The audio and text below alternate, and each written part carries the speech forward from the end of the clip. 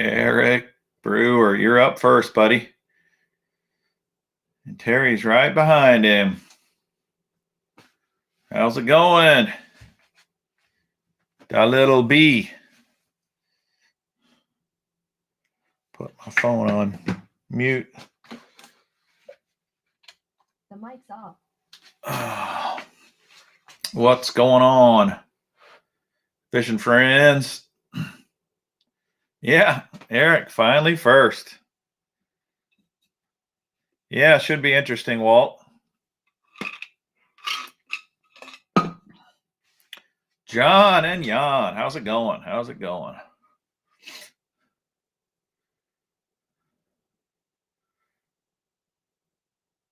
What have you guys been up to? I know Jan just bought a kayak because he sent me a picture of it.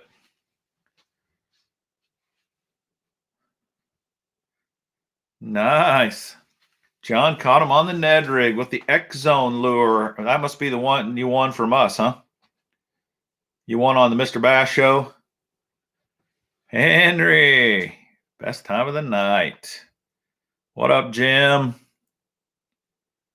Just ordered 3 jackhammers. Terry, they're definitely worth it.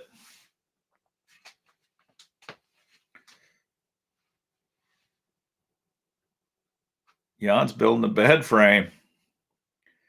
Woo, Henry caught a 5-pounder on a beetle spinner.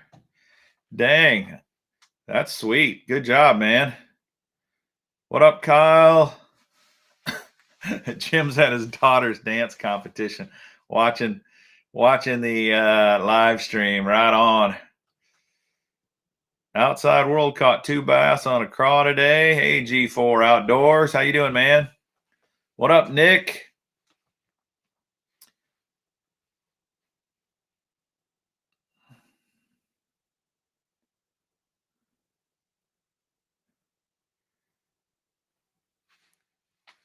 Yeah, I don't know what that is, Eric.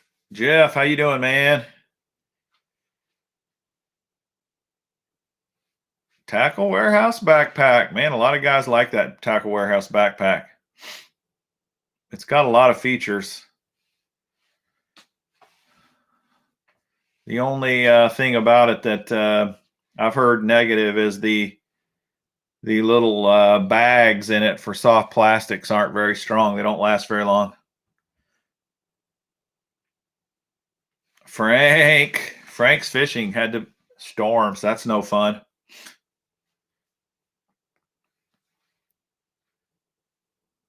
The bass count, Curly Q2, is 272.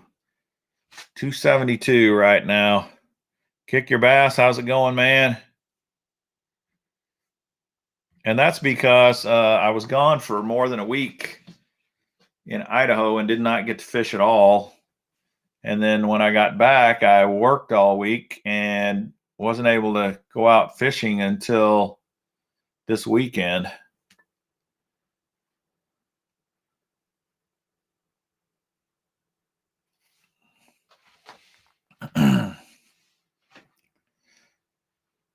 Oh, Eric, yeah. Yep, I do know about that. Space shuttle that's in uncontrollable re-entry into the atmosphere. They say it's going to land in the Pacific Ocean.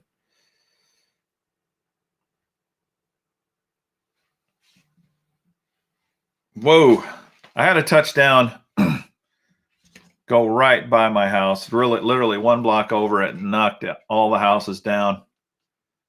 That was a long time ago, but man, I'll never forget it. What up, Ronald? How you doing, man?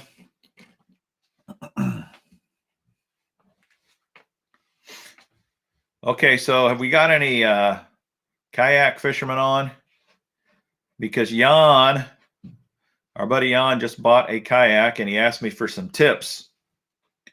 So like I like to do, I like to put it out there to the whole Mr. Bass community. What tips do you have for Jan and his kayak?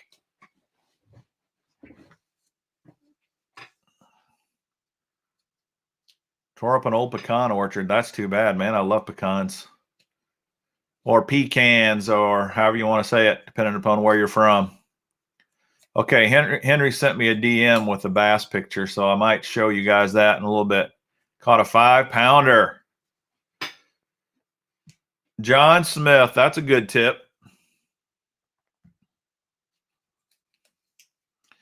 Sounds slightly sarcastic, but there's a lot of wisdom in that tip right there. Got some sweet booyah spinner baits. I say pack small gear, not a lot of gear. Kyle, that's a good idea too, because some of these guys load their kayaks down to the hilt, and if you tip over and you lose stuff, that's a problem. Oh, Eric's going to put a trolling motor on his. Nice. This is the most important comment of all right here, Jan. Wear your PFD, especially you, man. You're out there on the saltwater. But when even when I'm fishing small ponds, I still wear it, even though I'm a good swimmer. And the reason I do is because you never know when you could pass out for some reason. And you pass out, go in the water, you could drown before you ever regain consciousness. If I accidentally fall in awake, I think I could swim to shore pretty easy in a pond, but you just never know when that could happen. I just wear mine all the time. Yeah, Eric, make sure everything is attached to the kayak. I learned that the hard way, man. I dumped mine probably the first month or so I ever had a kayak, which was years ago. And I dumped a bunch of tackle in the lake, never to be retrieved. I did retrieve some of it because some of it didn't sink immediately. But it can happen. So if you're not going to tie it down, just remember, be ready to lose it.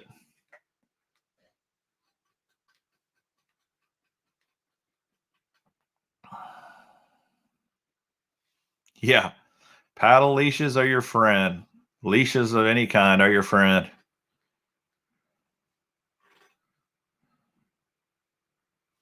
Yeah.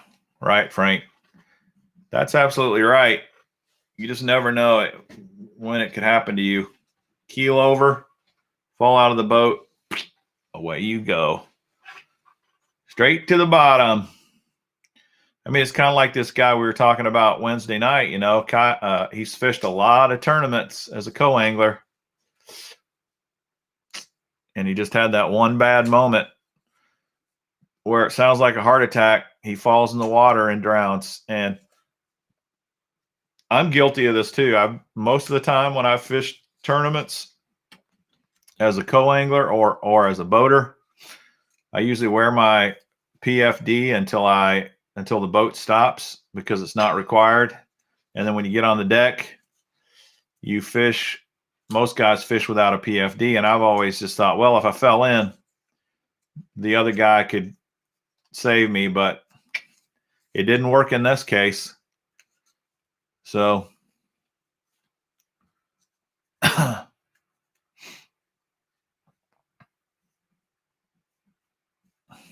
yeah. Yeah, I guess you could, Mark. And depending upon how expensive it is, it might be worth it. Man, you lose 5 or 6 rods and reels and a bunch of tackle. Might be worth it. Yeah, you're right. The little B. The wake from boats on your kayak can be a challenge. It can be quite a deal. Matthew, how's it going, man?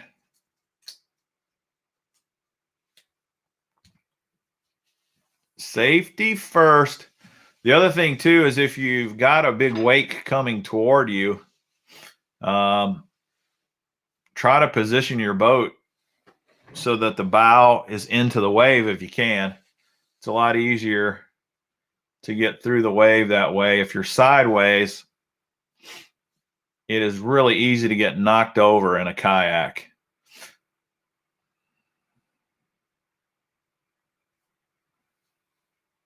No. We're talking to Jan, Matthew, because Jan just bought a kayak, and he asked for tips, pointers, for his new kayak, and we've been talking about lots of stuff. But one of the things to talk about is it's easy to fall out of a kayak. It's only happened to me one time, actually, in all the times I've been in them, but it will probably happen at some point. You're probably gonna get in the drink. It's just kind of the way things go. So yeah, Curly Q asked how many fish. I'm at 272. So I'm still on track for the year, as long as we don't have a brutally cold fall and winter. But it's probably going to take me the whole year to get there. The whole entire year. So I wanted to ask you guys that were on Wednesday night with my show with Get Your Fish On. What'd you guys think of it? How'd you like it? Give me some feedback. Keep a pair of wire cutters just in case you get hooked. Absolutely, Frank. Keep those wire cutters handy.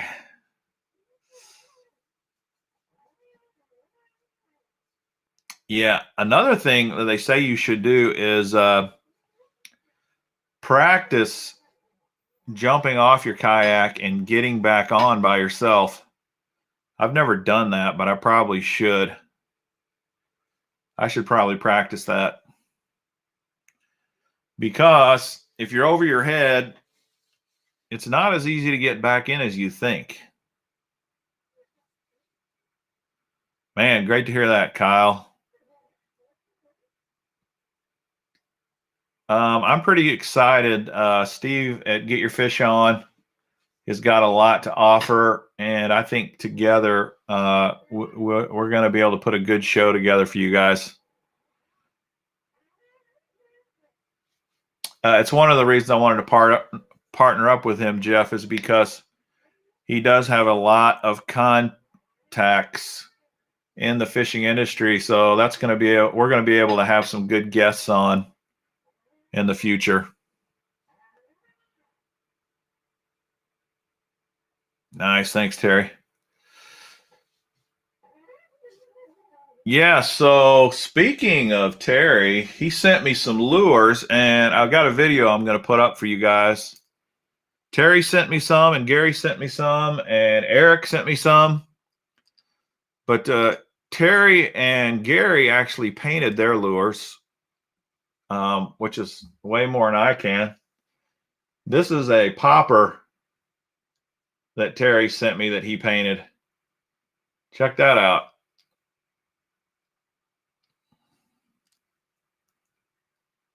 Check that out. Pretty sweet.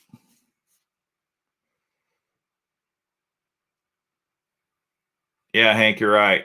Steve's a good guy, and he knows a lot about the industry. Yeah, that Vega frog. I've heard a lot of guys having trouble landing the old Vegas. So let me show you a couple more of these poppers that Terry painted. This one here he calls bullfrog, and this is probably my favorite color he sent. Look at that.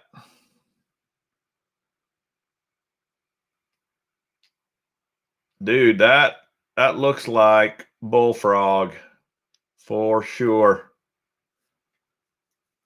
The only thing I think he might could add to this is a red cup. Most of the popper people put red cups like he did on this one. And I think red kind of gives just a target for the fish. They can actually see that cup there. They don't really see this piece, but I do, and I really like it. That's really cool. Yeah, you're right. I will not get hooked, or I'll do everything I can not to get hooked. Outside world. John, I think yes, it is. Terry can tell us for sure. Is that the Pop Max blank? I forgot. All right, here's another one that he did. I think he calls this one Baby Bass. And that's what it looks like. Looks pretty sweet.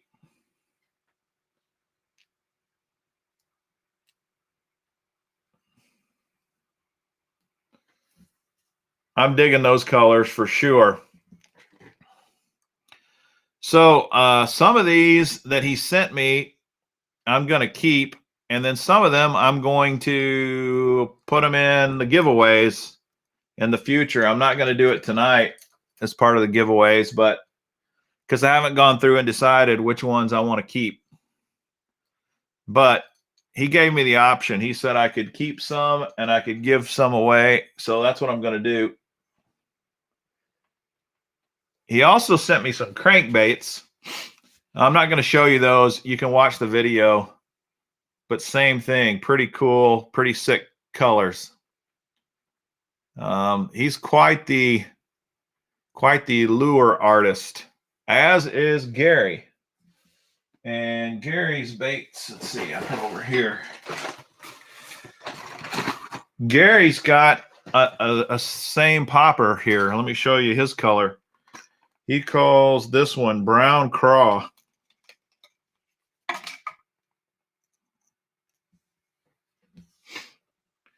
Gary from N5 KDA is his handle on here. I haven't seen him tonight yet.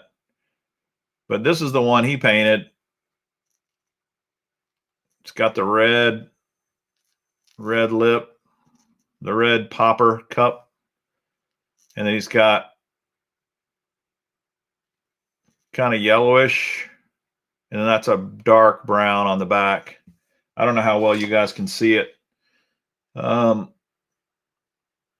Brown Craw, he calls this. Pretty nice, huh?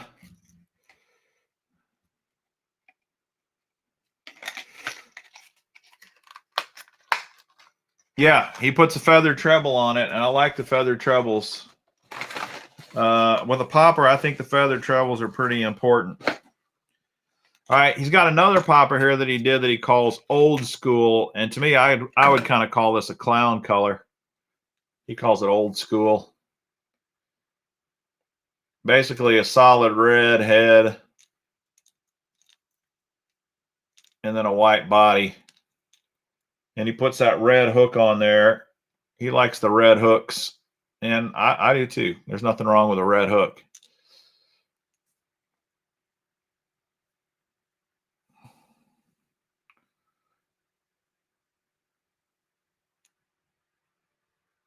Nice. Sounds like Frank's at Ollie's quite a bit.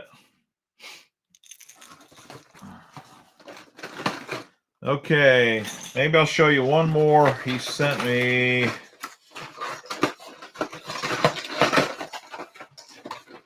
All right, this is a giant jerkbait he sent me. I like the color on it. It's kind of a perch color. And I think this is one of those, you know, a lot of times we talk about jerkbaits in the wintertime. But go watch KVD, and in the summertime, he's fishing jerkbaits up north all the time. Big jerkbaits like this. Perch patterns, bluegill patterns, green pumpkin patterns. And this is a jerkbait that Gary painted. What's he call this color here? He calls this Candy Perch. And one of the ways you know how big this thing is it's got 3 hooks. In fact, one of the hooks is, there we go.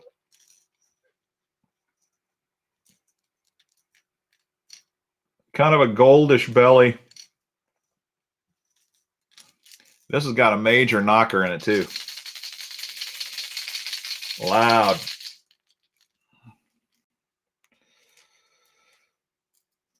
Yeah, so Terry's saying the blanks are Pop Max on the poppers. And those are good poppers for sure. So, dude, got a lot of cool hand-painted baits from guys, from Gary and Terry. And then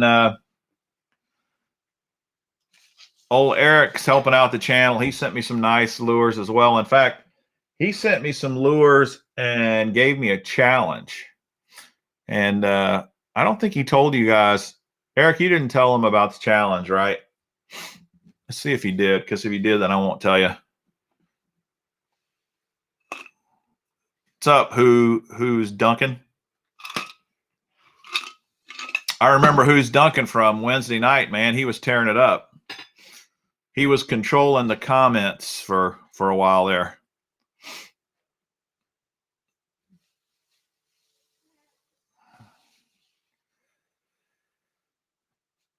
Yeah, okay. So Eric didn't tell anybody about it. Basically, he gave me a handful of lures that he wants me to fish every single lure and try to catch at least one fish on it.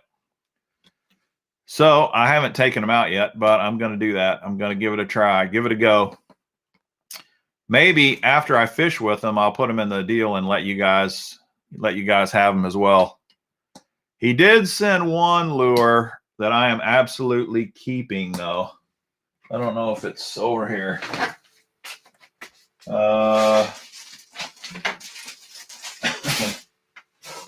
Well, I've got it over somewhere else, but it looks a whole lot like this package.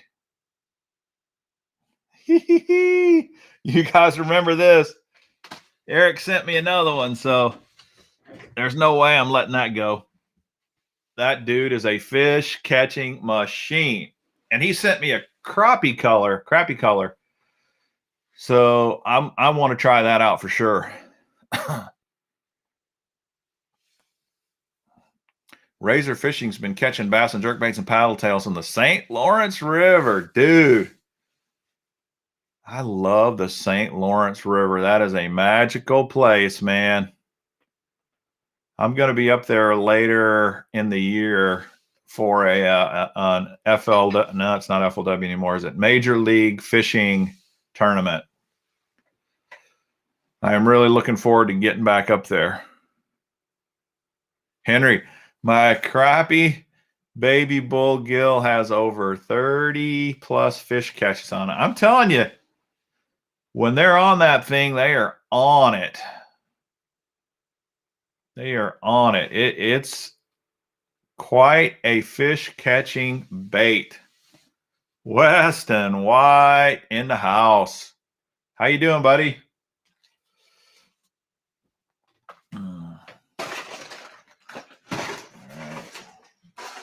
Man, I wish Gary had been on to see those lures. Hopefully he watches the replay.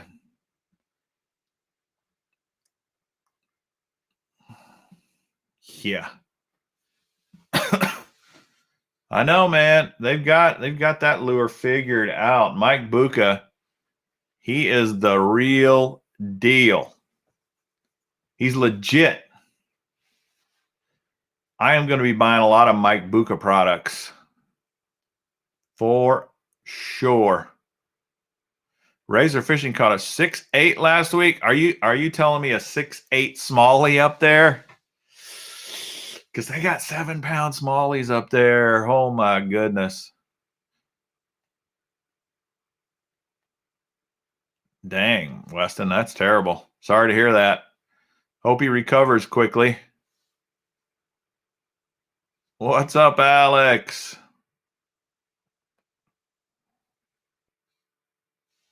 Yeah, you're right, Matthew. His custom lures are amazing. Of course, they're not $15. That's what's crazy about this. This little bait is only $15. And for the amount of fish it catches, dude, that's a great price. A great price.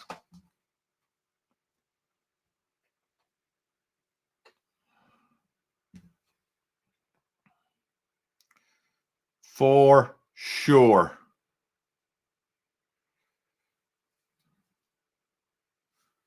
Let's see. What was I going to tell you? Oh, here's something I was going to run by you guys. I was going to tell you something that happened to me the other day. What's your opinion on this? Because I think I'm being I think I'm being reasonable, but in any case, I bought some crankbaits from a company, a small company online. He is a well-known, he's a well-known lure company called Dave's Custom Baits.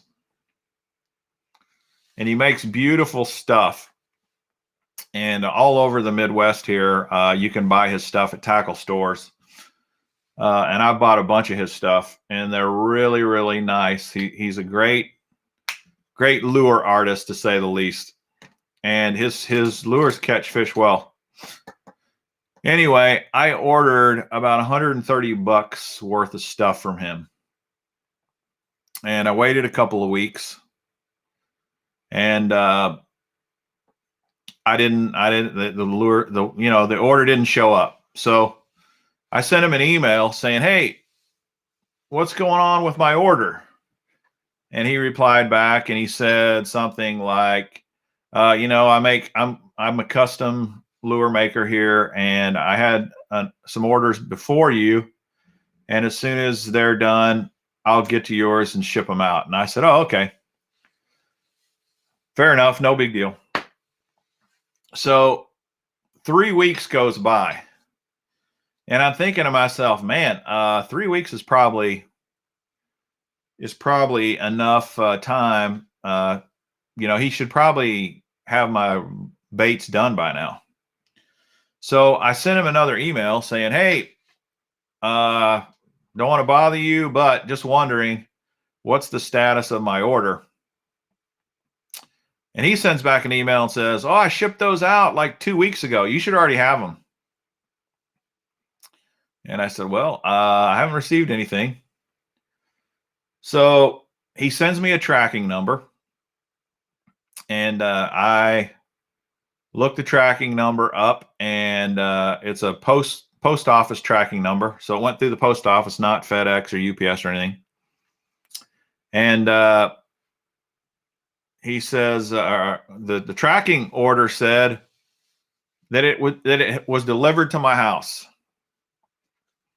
So obviously it wasn't at my house. We asked the neighbors if they'd seen it. Nobody'd seen it. So I send a message back to him that says, "Hey, it does say it was shipped and delivered, but I didn't get anything."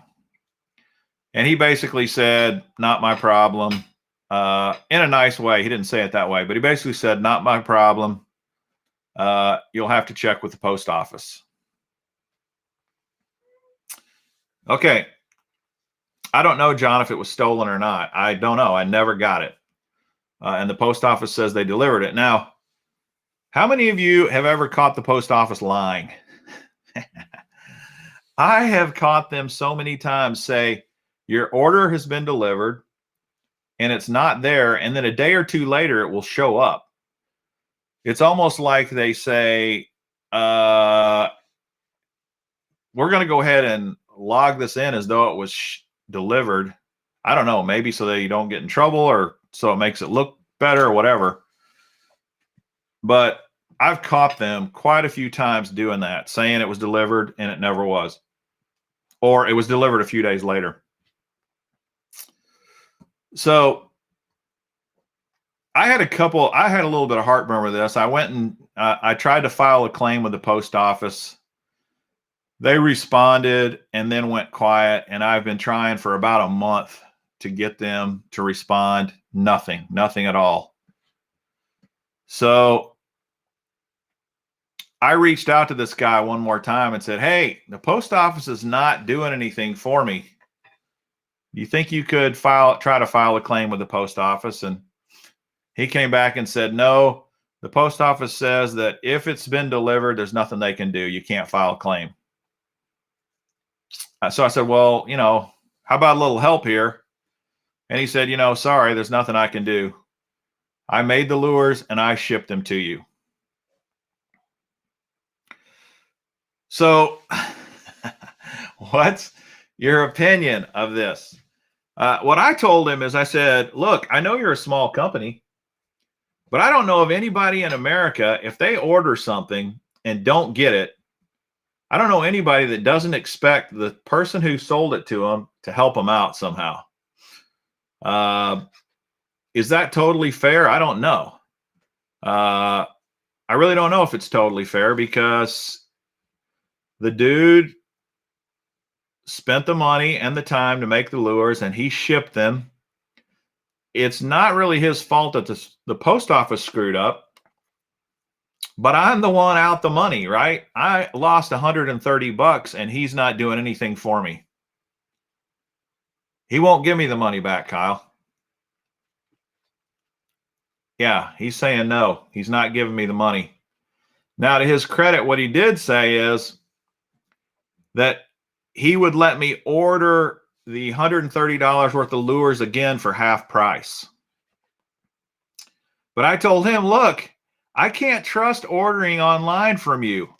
I already ordered once and didn't get it. Am I going to give you $75 now at half price? And what if they don't show up again? Then I've lost $130 plus another 70 or 65. I guess 65 is about half of 130. So I told him no thanks.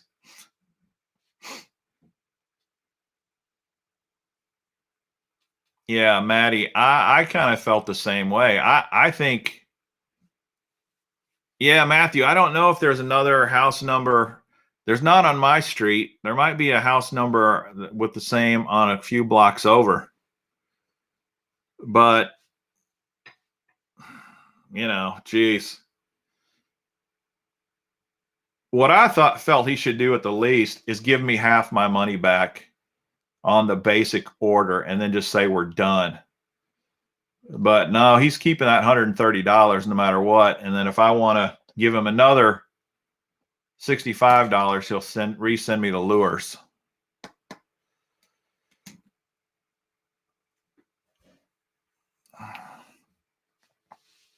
So yeah, I'm not buying stuff from that guy anymore, period. I'm just not going to do it because I can't. You can't trust the post office or anybody else. And if the company's not going to back up the delivery, then you're just taking a big gamble on whether you'll actually get it or not. The little B, I have not talked to my regular carrier. I probably ought to. Yeah, John, that's what I'm going to do. I'm just not going to order from him anymore.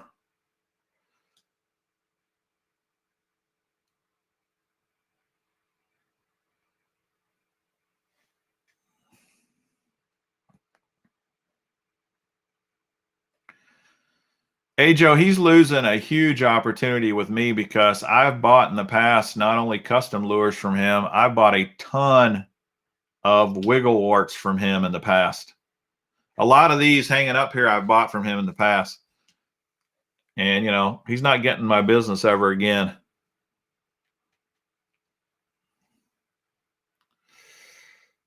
So, anywho, I guess this is kind of fair warning, you know, before you order from a little shop. I hate to say that because you want to pull for the little guy, a one-man guy who's got his own business. You don't want to take business away from him. But here's the sad truth. If I order $130 worth of baits from Tackle Warehouse and they don't show up, and it's the post office's fault, Tackle Warehouse will send me the order again. Now, they're a big company. They're a big, fat company, but that's peace of mind, right? That's peace of mind that tells me, yeah, I'm safe. I can order online and be safe and not have to worry about it. You go to a one-man deal and he's not going to back up anything. It's risky. It's definitely risky. Maddie, the company's name is called Dave's Custom Baits. He does really good stuff. Gary, dude, I showed the guy some of your lures before. You missed it. I was hoping you'd get on so that you could see some of your lures, but I showed him some of them, and then I'm doing a separate video where I'm going to do all of them. But they were pretty impressed with some of those paint jobs.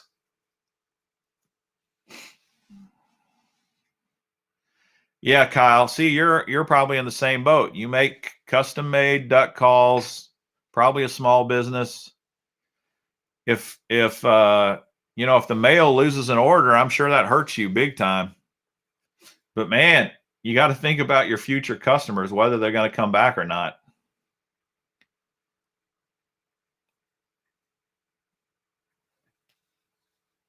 Weston shot a water moccasin and skinned it. Dude, did you did you cook and eat the water moccasin, or did you just leave it at skinning it and that's it, Weston? Make a belt. There you go. Henry's got the right idea. No, who's Duncan? We've not talked about it yet. Yeah, if you're new to the show, my Saturday night show is pretty laid back. We just kick around, talk tackle, and we give away some prizes. And I usually have a subject. I'm going to talk about tackle storage tonight. Anyone know what happened to the Landon that used to watch the stream? He's still around, Alex. He hopped on Wednesday night, I think 2 weeks ago. So as far as I know, I think I haven't heard anything other than that. Oh yeah, maybe I could check that, Gary. Maybe I will check the postal inspector. His waist too big for a belt. Interesting. I posted a video, a little clip on Instagram or TikTok of a water snake that I saw fishing. I actually filmed it last summer. It's a pretty cool video of that snake swimming in the water. If you haven't seen it, you may want to go check it out. James caught 2 big bass today on a Ned rig. Yeah, dude, Ned rig fishing's fun. Ned rig fishing is going to get you a lot. It gets you numbers and it gets you smaller fish, but man, there are times when you will catch big fish on a Ned rig. But most of the time it's a small fish, big numbers sort of deal. Oh, Gary, yeah, interesting.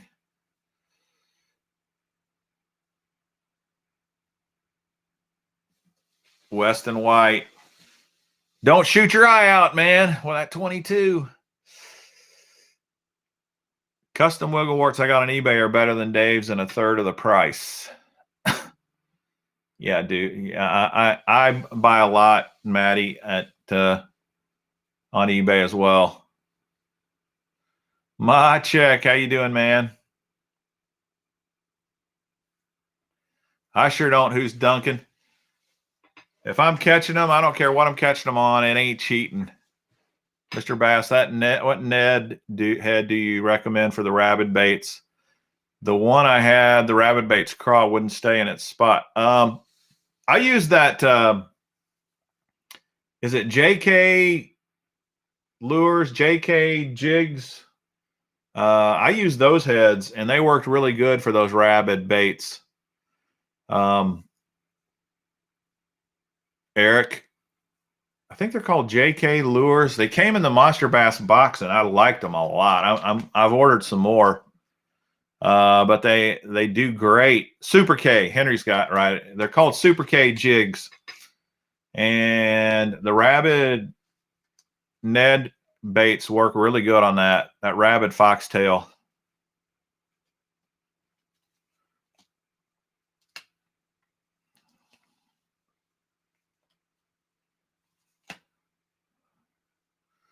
A few years ago, I'm off topic here, but you made me think of this talking about buying stuff on eBay being safe. Amazon, I used to sell stuff on Amazon, lots of stuff. And one of the reasons I quit selling is because Amazon, it's great if you're a buyer, man. They will do everything under the sun for you. But if you're a seller, you can get scammed constantly. And I'll give you an example of how I used to get scammed all the time. I had these leather boots that I was selling, $250 pair of leather boots. A person would buy these $250 boots. I would ship them out They buy them on Amazon. I'd ship them out. It gets to their house. They take their old crappy boots, put them in the box, return the boots to me, and Amazon gives them their $250 back, and Amazon would not do anything about it. They would not do anything. They just say, sorry. And that happened more often than you would think, and that's why I finally quit doing it.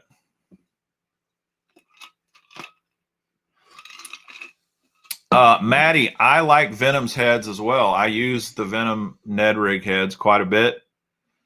There's also another brand I use, which is, I'm going to have to think for a minute for it to come to me. I like the Z-Man heads as well, but there's another company that I use. They make a EWG style Ned head so that you can do a Ned rig weedless. And man, her name is slipping my mind. Lifted Jigs, that's it. John Smith, you're reading my mind tonight. Lifted Jigs make some great Ned jig heads. Those little EWG weedless jig heads they make are just awesome. I've never tried the Strike King, but the Z-Man ones, I got a bunch of those.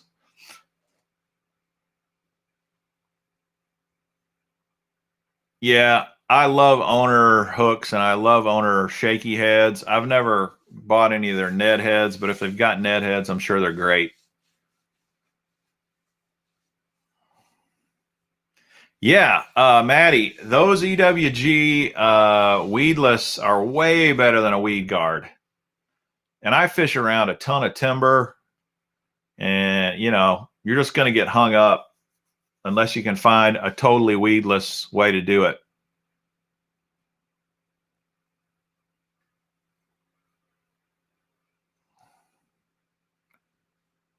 Yeah, Frank, I like those Super K jigs for sure. All right, let's do a question here, a spin to win question. The first question is right here, right here. I've been wearing it the whole time. Nobody spoke up. I was just waiting for somebody to give me the answer, so I got to make it obvious. What's the team? Right there. Question number 1 of the night. John Smith, he's got it. Eric, you were so close. John's quick on the trigger, though. It's the Columbia Fireflies. It's kind of a pretty cool looking firefly. John Smith, you're the winner, dude.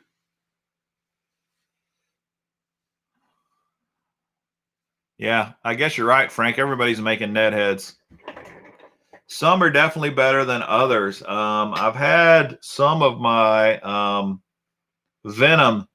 Some of my Venom heads have actually broke off. Most of them have been fine, though.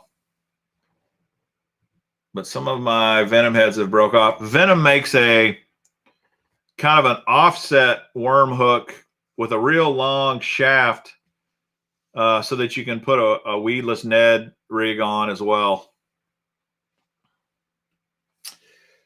Okay, here we go. First spin of the night. Let's see, that's good reflection here. Here we go, John Smith.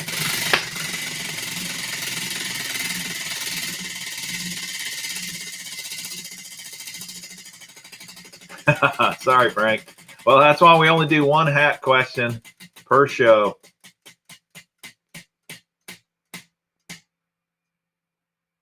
John Smith backpack. What is that? It's this Ozark Trail backpack. I tried giving it away before.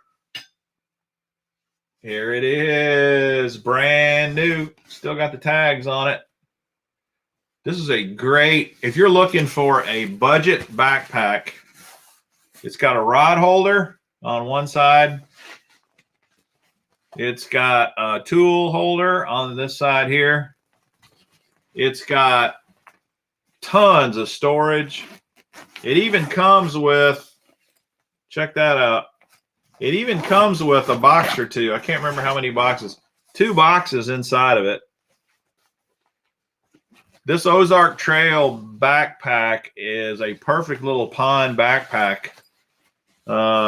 If you're a pond fisherman and you don't want to break the bank, I went to Walmart and bought this to do a video on it, and I could not believe how good it was once I got it.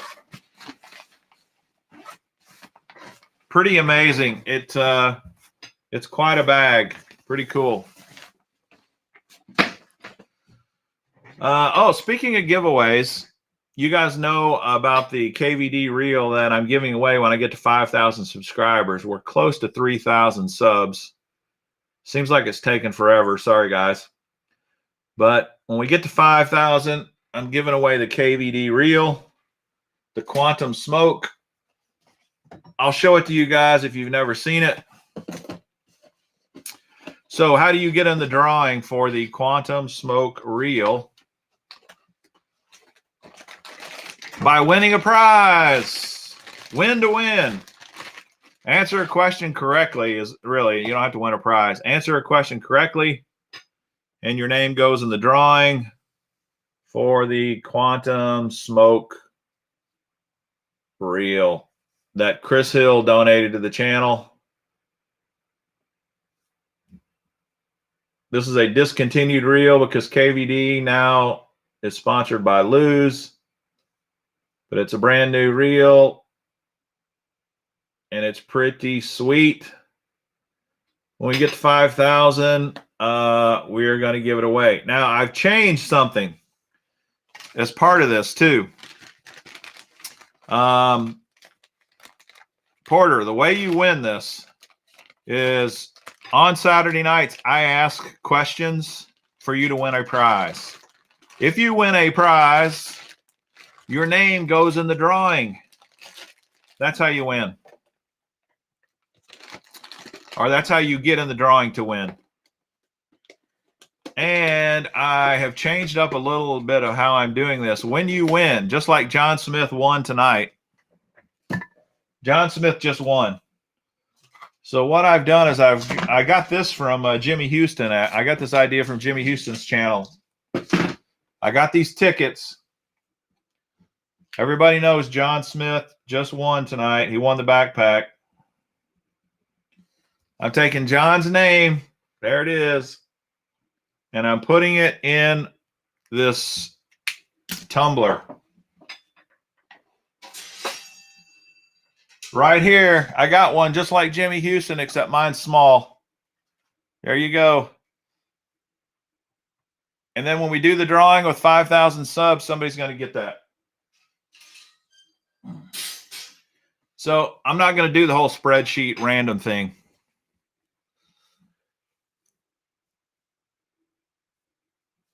Winner, winner, get a ticket. Yeah.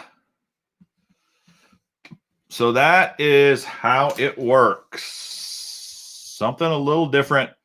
It'll be kind of fun though, because we'll spin the tumbler and then we'll pull the name out and I'll show you right on the screen who it was. Speaking of John Smith, I went through all the winners this week, and John Smith, I believe, has won more than anybody on the channel. That guy is quick on the trigger, and he wins a lot. So congratulations, John. Jan, no, I'm changing that too. Every time you win, you get a ticket and it goes in the tumbler. So if you win more than once, you'll get more tickets, more chances to win. I guess what I'm getting at is John Smith has the most tickets in the tumbler right now.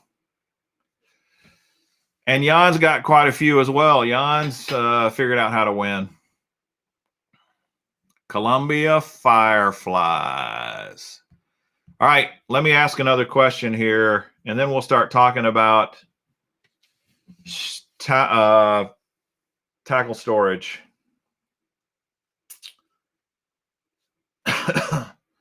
Okay. We'll make this easy. It's an easy question for somebody. I am doing a new show on Wednesday nights with who? Who is my co-host? That's an easy question. Who is my co-host on the new Wednesday night show? Wednesday night live stream.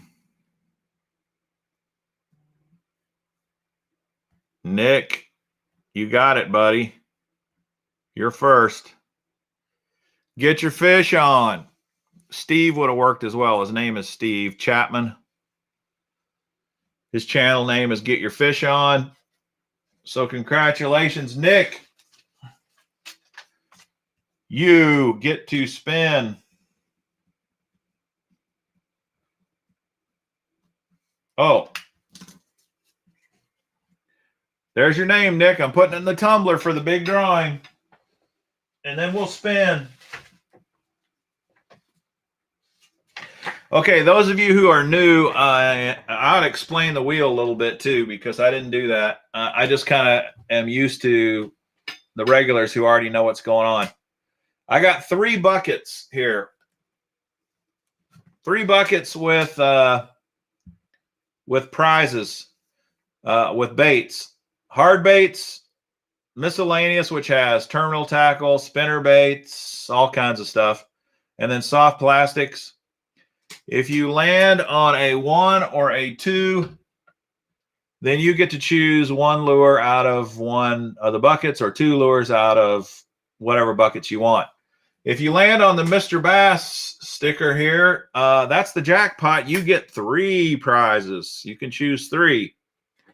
If you land on KVD, I have a KVD crate full of KVD only lures.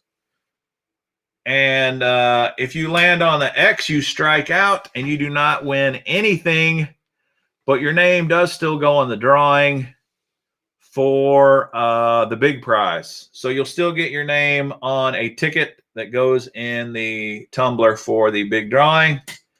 If you land on the Angel, the Good Samaritan, Guardian Angel, whatever you want to call it, you win a prize, and you also can select 1 person in the comments to win a prize as well. Yeah, the backpack, now that, Jeff, you're right. Now that he has won the backpack is now a red X. So keep that in mind. In fact, I'll, just to remind you, red X. It's a big strike now because someone has won the backpack tonight.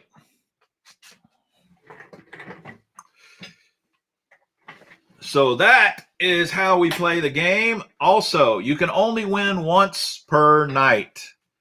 So, for example, John Smith has already won. He cannot win again tonight.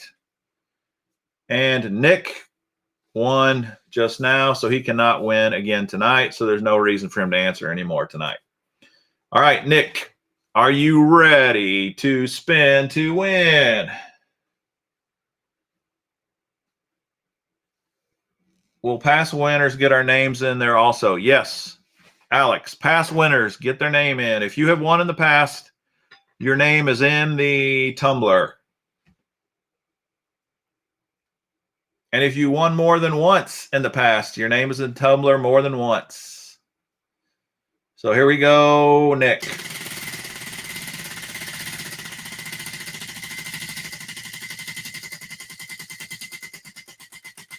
Ban John. Yeah, John needs a lifetime ban, doesn't he? That boy. He knows how to win. All right, Nick. 1. What's your, pick your poison.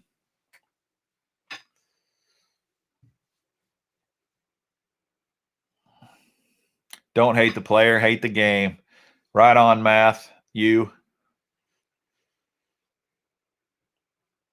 Close to a jackpot. Okay, Nick wants something out of the miscellaneous bucket.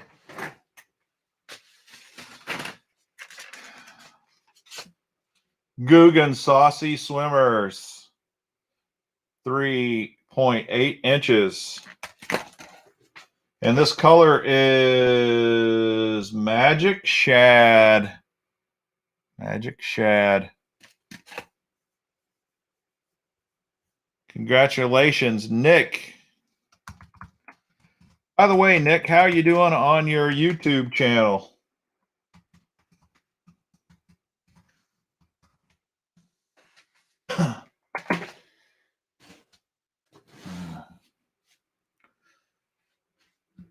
That's right, Henry. Life's rough, and so is the Mr. Bass Show. No mercy, man. You get a red X, there is no mercy. Well, there sort of is, isn't there? Because if you've been around, if you're 15 years or younger and you land on a red X, we give you a prize anyway.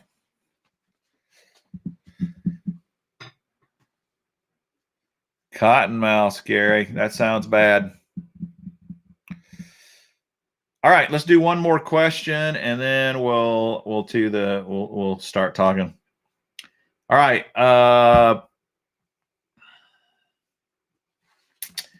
Okay. What if you've been watching my videos? A lot of my questions are about my past videos, guys, or about things we talk in the live stream. Other questions are about fishing related stuff. So I'm going to ask a couple of questions about this tonight, I think. If you watched, I sent Get Your Fish On. I sent Steve some lures, and he sent me some lures, and we did videos on them. I sent Steve a really cool swim bait. What's that swim bait called? What is the swim bait called that I sent to Get Your Fish On?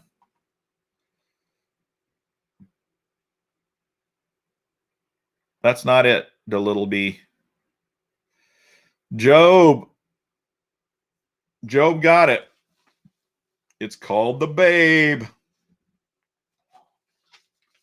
The Babe swim bait.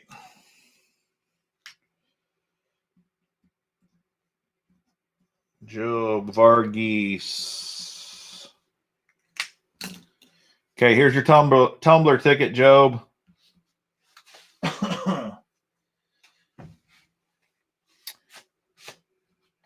The Babe. One of the funniest things I've seen was a lady swinging at the birds, and one took off wig off and dropped into the lake. Holy cow. The Babe is cool. The Babe is cool. It's a good swim bait. It is an awesome swim bait. All right, Job, let's spin for you, man.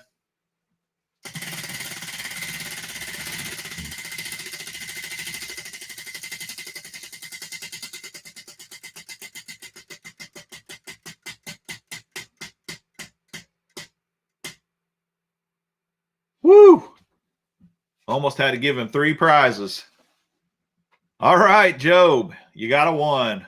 Which do you choose? Which do you choose?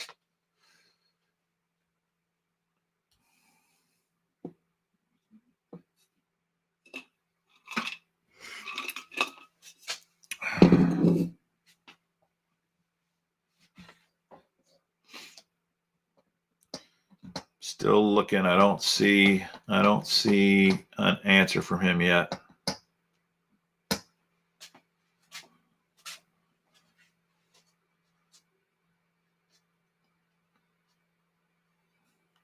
How about it, Job? He wants a miscellaneous as well. Okay. Miscellaneous. Okay, these are egret baits, voodoo vixen, swim baits. They glow. 3-inch voodoo vixen, 1/4 ounce head.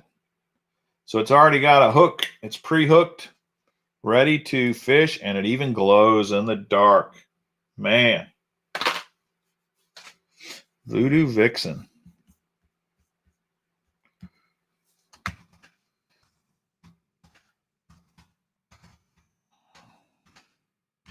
Voodoo vixen. All right, I'm going to do something a little controversial tonight as I talk about tackle storage. And what made me think about this is you guys that watch the channel on a regular basis, you know, I have no problem spending money on tackle. And I also will spend money on tackle storage. I like it. I like to find cool and better ways to store stuff. Like, I like these lure lock boxes. They got the gel in the bottom of them. And like here, I got a box full of Bomber Square A little square bills. And I think for hard baits, these lure lock boxes are pretty sweet. But they're not waterproof. Although I have heard they're coming out with a waterproof version here someday.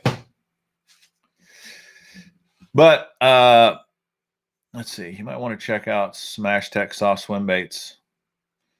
Okay, nice. Good to hear. Yeah, you're right, the little bee. That should freak some fish out at night. I don't know if a glow-in-the-dark lure at night really would catch them or not. I doubt it. Sounds kind of gimmicky to me, but a swim bait is a swim bait, and if it works well, I'd use it in the daytime. You could throw it at night, though, and just see what happens. Maddie there says it's good when it's dark, so hey. Okay, here's a question for you guys. This is not a question for a prize. It's just a question on the topic here of tackle storage. Check out all these tackle boxes here.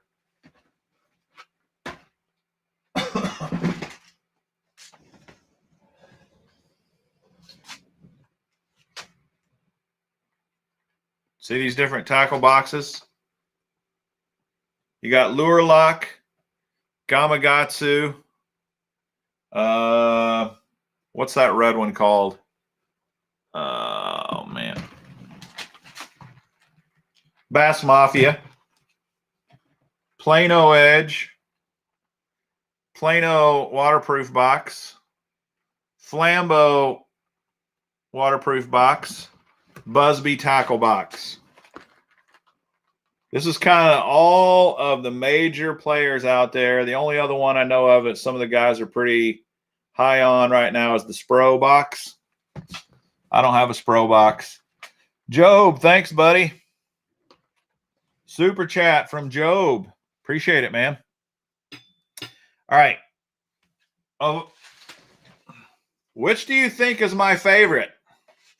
Some of you guys have been watching my channel for quite a while. What box do you think I think is the best? What box do you think I think is my favorite? Yeah, there's the burrito too, Daniel. You're right. There's the burrito.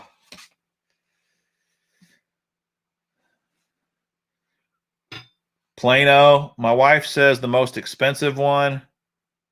Kyle says Bass Mafia. Terry says Plano Edge. Job says the Edge for sure. Jeff says Bass Mafia. Ah, Henry. Dude, you definitely watch my channel. It depends. The Lure Lock roll-up is very cool. That's the burrito. I definitely like it, and I've got it not far from here. The Edge, the Lure Lock, if it isn't waterproof. Matthew got the burrito because of me and use it for the big glide baits. That's a great thing to use it for sure, Matthew. Maddie's thinking the Edge too. Well, here's the thing.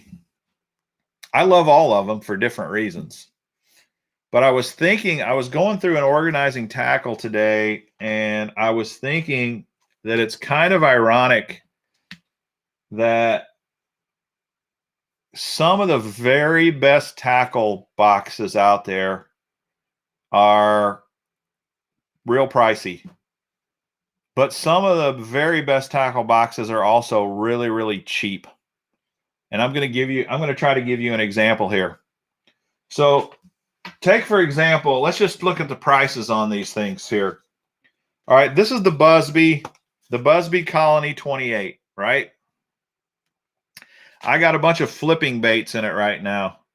Tubes and craws, and these things are really cool. It's weatherproof. It's modular. You can take these boxes out and move them around, and you can put different sizes of boxes in.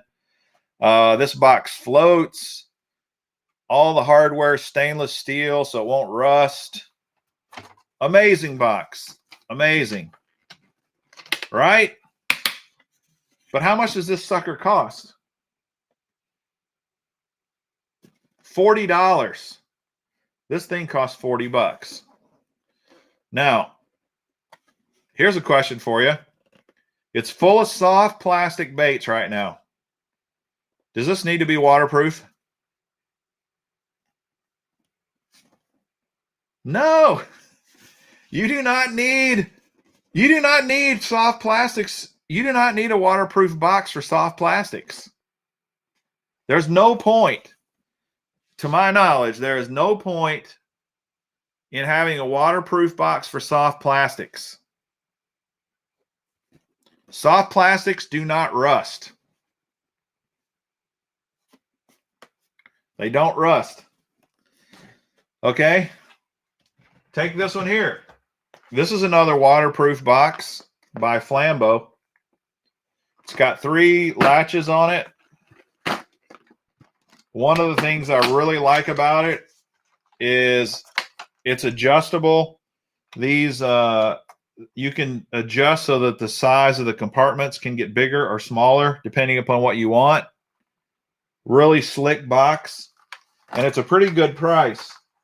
It's only $21.50. It's waterproof. The hinges are all plastic though, and I don't know if it floats or not, but it's not nearly as tough as the Busby box, but it's half the price almost of the Busby box. Okay. Then you got the old Plano box. This is the old school waterproof box. And this is called, what do they call this? The stowaway, the waterproof stowaway. It's got 3 handles just like the Flambeau box. And it's got a weatherproof gasket.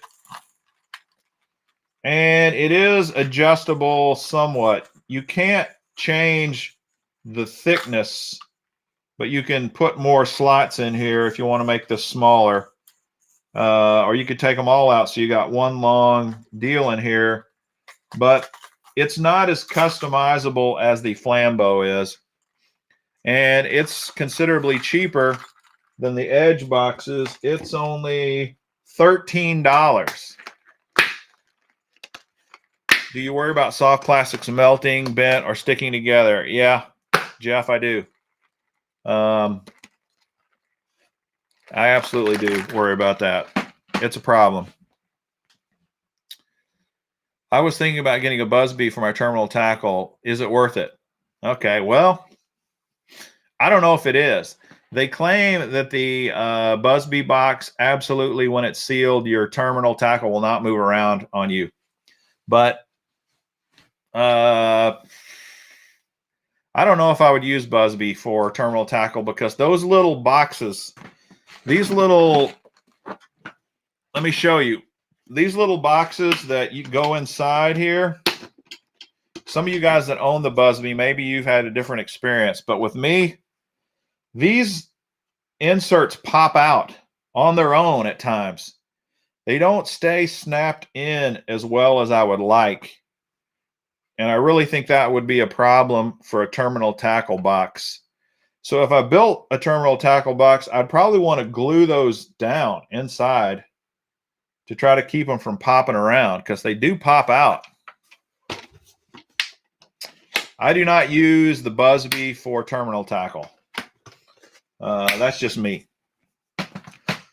Okay, then you got the gold standard, as someone said on here. Somebody said the Plano Edge is the gold standard, and I would probably agree.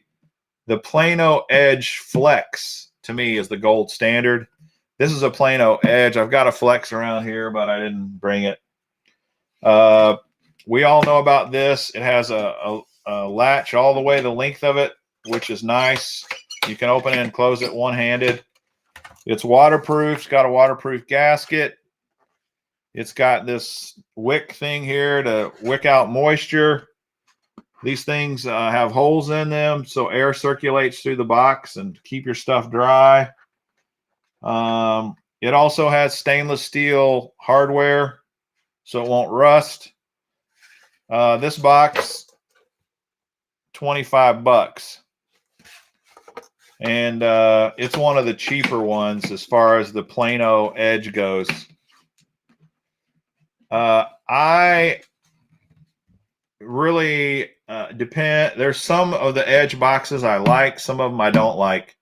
I like the Edge Flex boxes a lot. I love the Flex Jig box. Here's the Jig box. This thing is awesome. It really is awesome. I got jigs and chatterbaits in here. And you can see these inserts are just terrific. They're really customizable and adjustable. You can move them around. And so what I've done, like, see, these are all my chatterbaits. And I've given myself a wide gap in between here so that I can leave my trailers on my chatterbaits. And they just all fit in there. Great. And then on this side, I've got all my jigs, my flipping jigs, my pitching jigs, my swim jigs, all kinds of different jigs in there. This jig box is amazing. It's really, really awesome, because one of the problems with dumping your jigs in a Plano box like this is it's hard to see what you've got and to know what you've got, what size, what color. This thing, you can see everything. You know exactly what you've got. It's awesome. But the thing I was going to say that I think is kind of controversial is I really do not think you need expensive boxes for a lot of lures, especially soft plastics. Now, some guys just leave all their soft plastics in the bags anyway. And the Elastec type lures, you kind of have to. I filled this box up with Ned heads, Ned rigs, just because I wanted to see what it would look like. But the problem with me putting these in here is it's going to start warping these dividers. They say you can put Elastec in a plastic box. They just warn that over time it could warp these dividers. And Z-Man's supposed to be coming out with a box that won't warp. And Flambeau apparently makes a box that won't warp. I don't know about these Plano boxes. Any of you guys know if they warp or not with the Elastec? That's a slick looking box though, isn't it? It's pretty sweet. And I kind of like it. I kind of like the old Ned, all that Ned stuff in one box like that.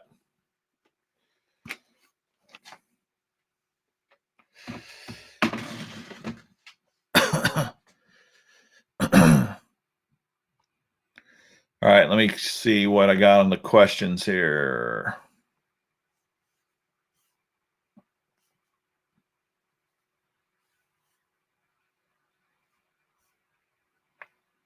Yeah, this jig box absolutely fits in a bag.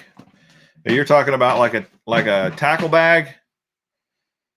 It will. It's a 3,700 size box. So any tackle bag that you have that will hold 3,700 size boxes, the jig box absolutely will fit. It's the same size. It won't fit in the smaller bags that have just 3,600 size trays, like that Ozark Trail bag that he won tonight. This would not fit in there. But there's a lot of tackle bags that would fit in. Let's see here.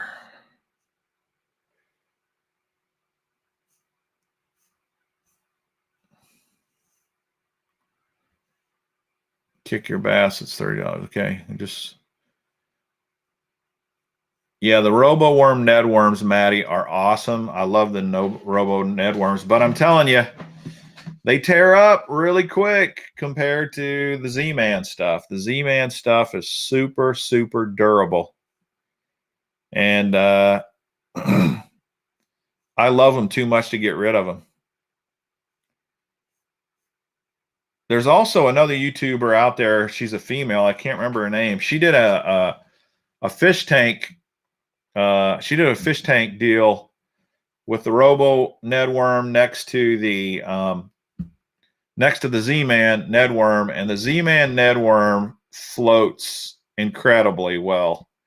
And it just has a great action on it compared to the Robo Worm. The Robo Worm still has a great action, but in the water, it just starts to fall over slowly. Now, if you're giving it action, that's fine. It'll twitch back up, and then it'll fall over again. The Z-Man plastics, they just float the whole time.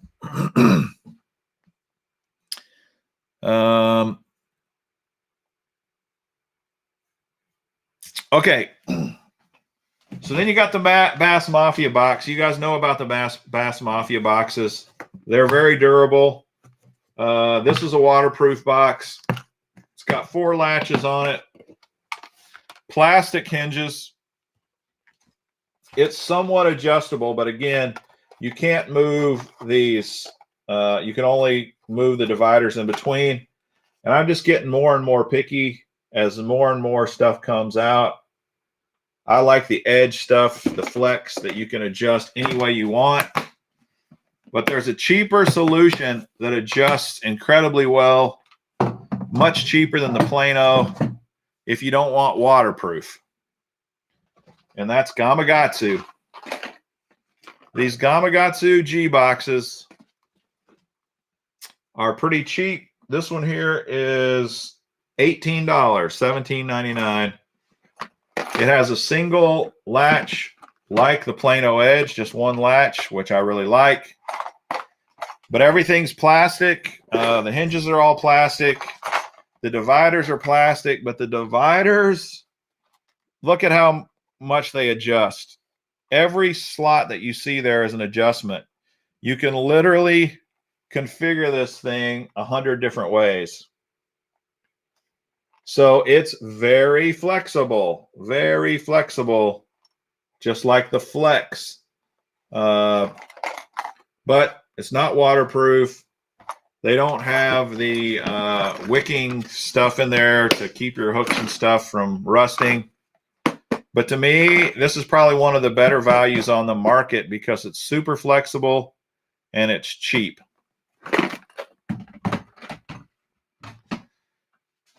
And they make a bunch of different sizes in the G box. I really like the Gamakatsu G boxes.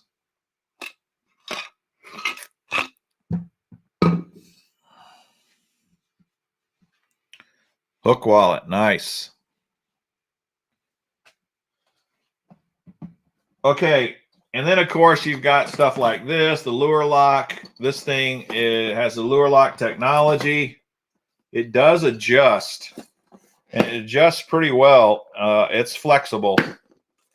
If you look at these slots here, here, here, here, here, you can really adjust this. You could have one big open box. You could have just one down the middle and just have 2 big compartments. Or you can have 3 like this, or you can even have 4 compartments.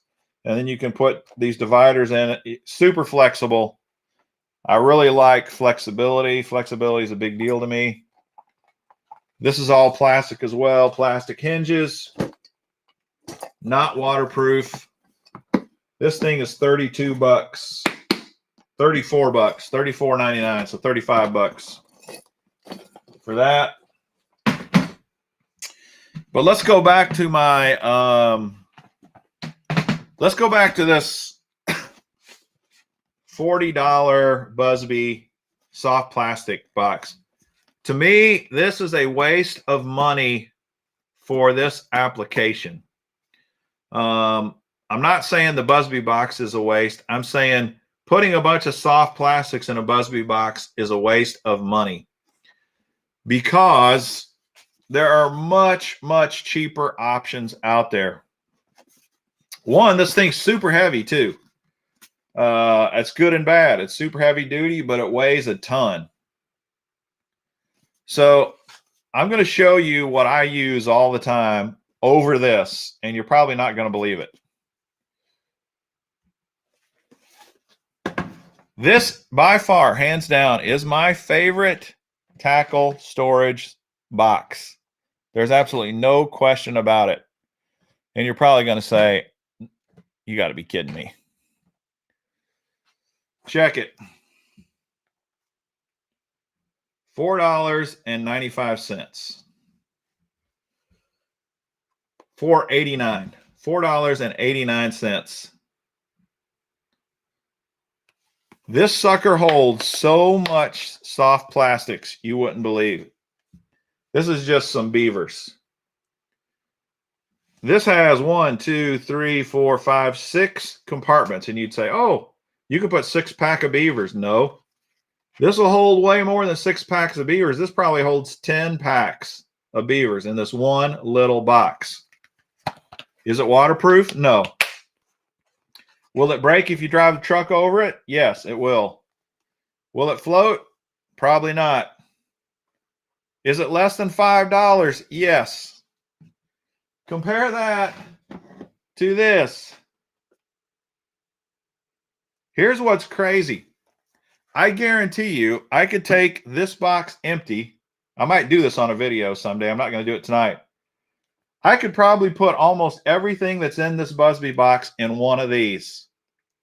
It probably wouldn't all fit, but it would be darn close. Really, really close. These things are awesome. They're cheap. They're durable. They're also flexible in that you can't get any smaller, but you could take all of these out and have one big open box. Like if you wanted to throw a bunch of slim baits in there or a bunch of buzz baits, you can take a couple out and then just have a few bigger compartments. This is actually a super flexible little box. And it's less than $5. Look, I got beavers in this one. I got Yamamoto flapping hogs in this one. I got baby brush hogs in this one. Baby brush hogs fit perfect in this thing.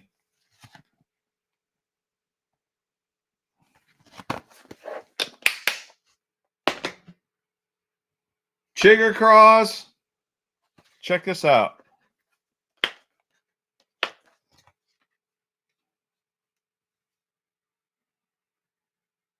Dude, these boxes are amazing. If you're a kayak fisherman, they're perfect. You can also do a chatterbait box. If you don't want to do a box like this, you could definitely do a chatterbait box. I've done this multiple times, especially when I'm fishing as a co-angler and I don't have tons of room. The only downside to chatterbaits or jigs in a box like this is you get more than a couple in each one and you start to lose track of what you got because they're all piled on top of each other. That's why I like this one so much, because you can see everything you've got. Yeah, you could put Kitex in this thing, no problem. James, it depends. It just depends on what I'm fishing. I try to take as little as possible whenever I go on the kayak. So I think in my head, what am I going to throw today? And I'll build some boxes and take stuff based on that. I got tons and tons of these boxes, though, and this is what I use 90% of the time. I use these boxes. Listen, here's the reality, guys. You can believe me or not. You can totally disagree with me or not. Most of the time, a waterproof box is overrated. It just is. Is waterproof nice? Yes. Is waterproof helpful? Absolutely. I'm not saying there's not a place and a time for waterproof boxes. But so many times you do not need to spend the money on a waterproof box. And your grandpa never had anything waterproof, and he fished just fine his whole life. And for $5, dude, I'm telling you, these things are the bomb. They fit great in any small tackle bag. That they fit just perfect in the smaller tackle bags, and of course, they'll fit in really big tackle bags too. But that's my controversial statement of the night, is that a lot of times this is all you need. It's all you need. You do not need. And then you can say, well, you're a hypocrite, man. You own every box under the sun. Well, yeah, I do. I've tried probably every box, just about, because I keep tweaking. I keep challenging. I keep asking myself, man, maybe that'll work better. And most of the time, I always end up going right back to this, right back to the $5 box.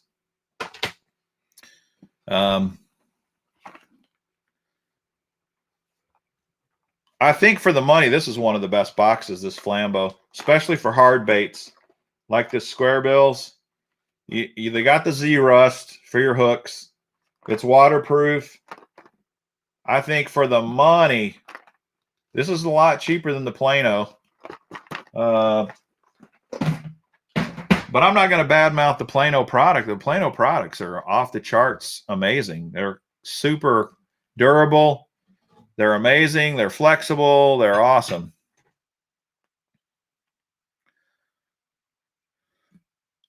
So, anywho, that's kind of the deal. And there's cheaper versions out there too. This booster's saying the Ozark Trail 3600 box is only $2.44. Hey, I'm guilty as charged. I'll spend the money to try the newest, latest, greatest, most amazing box. I just think it's really, really funny how I'll buy that new box, I'll try it for a while, and the next thing you know, I'm back to this. I just keep coming back to this. Flexible, simple, light, compact. They just work, man. They really work. What's my favorite bait casting reel under $150? It's probably going to be one of the loose speed spools, Porter 23, or that Shimano SLX. They say is pretty good. I don't have any of those, but I've got a lot of Shimano reels. Heck yes, I do. Eric, me and Henry want to know if you have any suggestions for cool clothing for fishing. Yeah, I absolutely do. I don't know if you've noticed, but I'm pretty fair skinned. I burn the instant I step outside. And so I'm always trying those shirts. And they're all really good. You just need a long sleeve one. So you can pretty much focus on the cheapest ones out there. They all work pretty well. But if you want something that's kind of, in my opinion, kind of over the top, Columbia makes some great fishing shirts that have these little cells in them that have a chemical that helps cool your body. And they claim that it will make your skin feel 5 degrees cooler than it is outside. And it really, really works. They're awesome. In fact, I'll go online here and see if I can find the name of that. Because of all of and I've tried them all. I've tried AFCO. I've tried Sims. I've tried a bunch of the fishing shirts.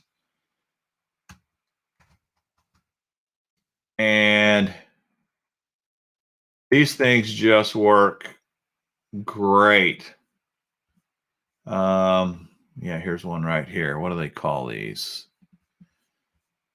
All right, so Columbia has a bunch of different segments of shirts, different types of shirts, and they all work good. But the one with the chemical in it, I absolutely love. I want to see if I can show you one of those. Let's see. That's not it. It's amazing. It is amazing. They also, if you're kind of a short sleeved shirt guy and you'd rather wear short sleeves, you can also just buy the sleeves themselves and put them over your arms. And then you've got a gap there. And it's very cooling. The fabric is very, has a very cool feel to it. All right, I gotta go quit looking at the images because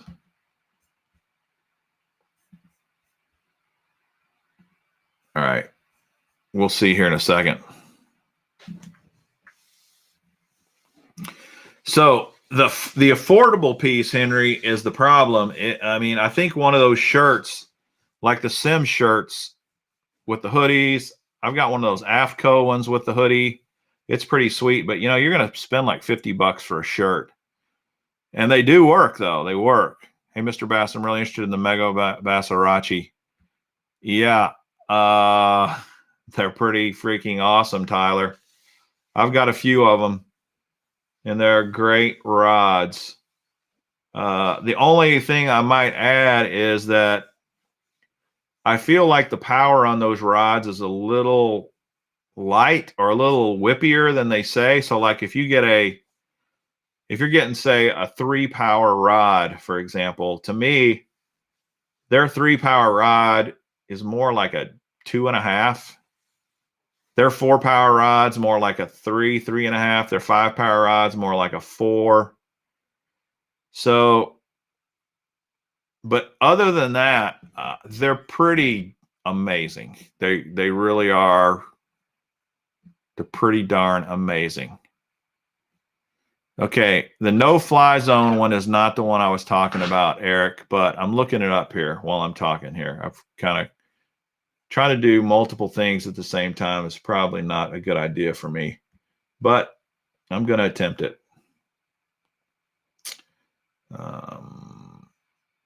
My internet's kind of slow here, though, so don't know why it's being a problem.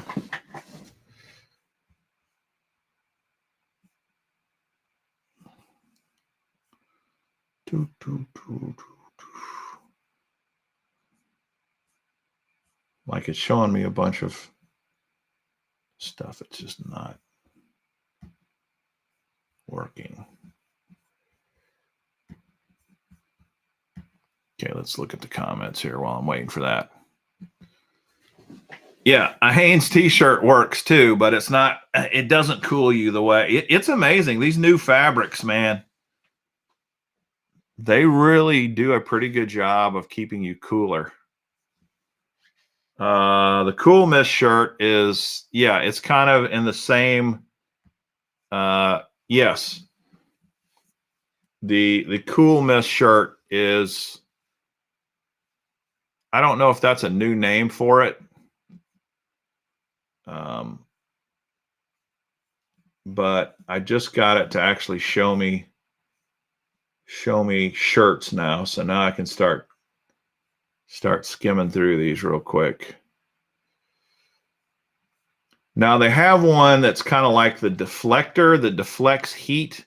It's got these little, it's got almost like a, it looks like foil inside. I don't like those a lot. They feel hot to me. So I wouldn't, that's not my favorite choice. But the Cool Mist is definitely what I'm talking about, or the PFG Zero Rules Ice. Okay. let me see if I can share the screen here and show you this one.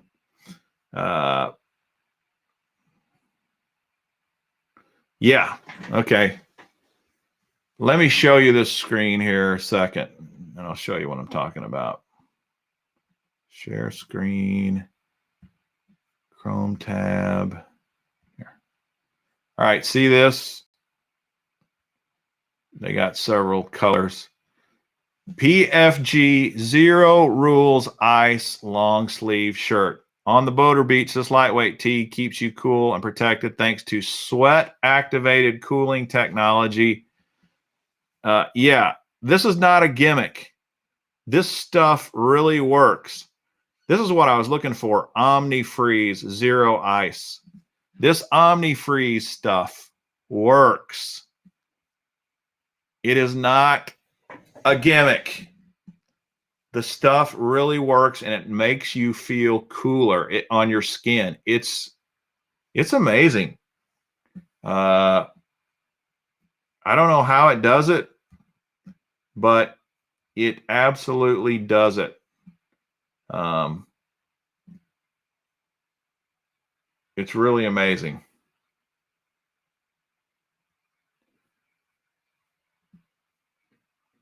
So that's the deal right there, guys and gals. That's probably my favorite, most highly recommended shirt. It's the PFG Zero Rules Ice Long Sleeve, or anything with this Omni-Freeze Zero Ice. It doesn't have to be this PFG Zero Rules, just as long as it's Omni-Freeze. Omni-Freeze is the ticket. And, oh, that's a sunglasses thing. I was going to try to show you. They don't really show it on here, but there's like these little circles inside of it. And that's another way to tell on that. So there you go. That's the one I would recommend the most, I'd say.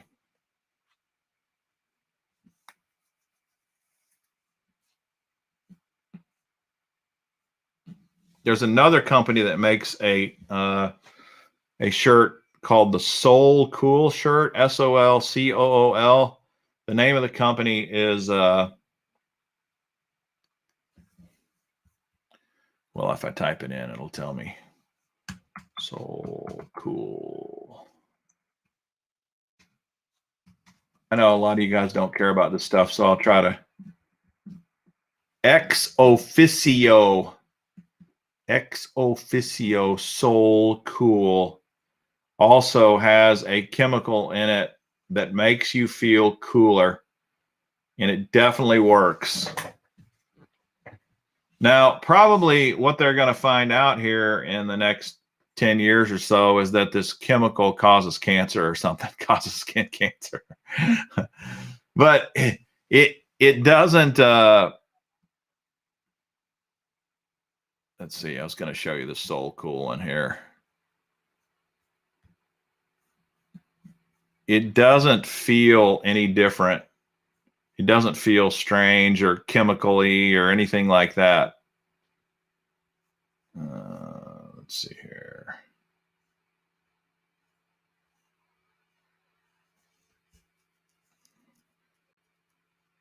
Okay, this is a female hoodie. It's the exact same stuff, though.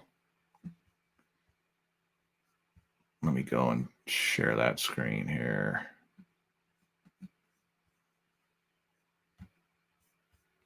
Chrome tab.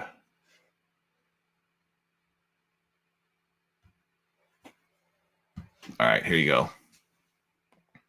See that up there? Women's Bugs Away Soul Cool. You want to look for those words, Soul Cool. And that stuff really works. But Ex Officio was really one of the very first companies. They were before AFCO. They were before Sims. They were before all these companies that sell this stuff now. They were one of the very first. And literally 15, 20 years ago, they were selling this Soul Cool stuff, and I was buying it back then. And it literally, it was the only place you could find it. So they don't really, they don't get very cheap. Like, notice her hoodie here is $94. You can find cheaper out there than Ex Officio, but they're kind of like the original, and they're kind of more of a specialty place.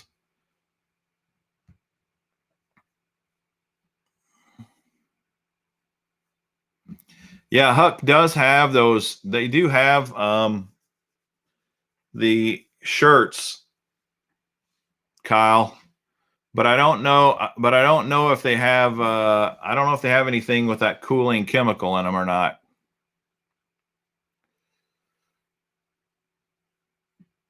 Yeah, Maddie and Tyler are putting their input in on the Megabass Orachi rods. They are very nice rods for sure.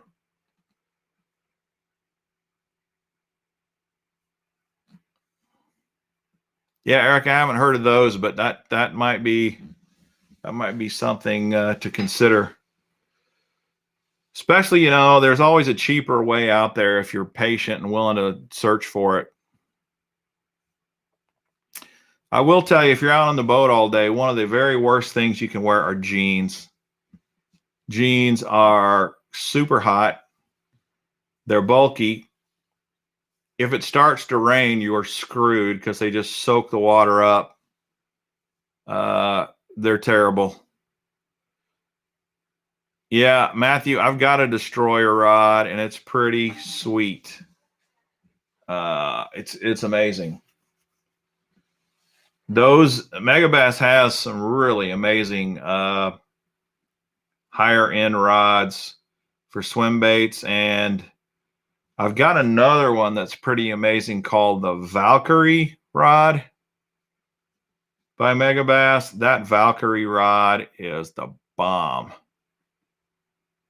It is the bomb. If you're looking for an amazing rod, the Valkyrie rods they're pretty sweet.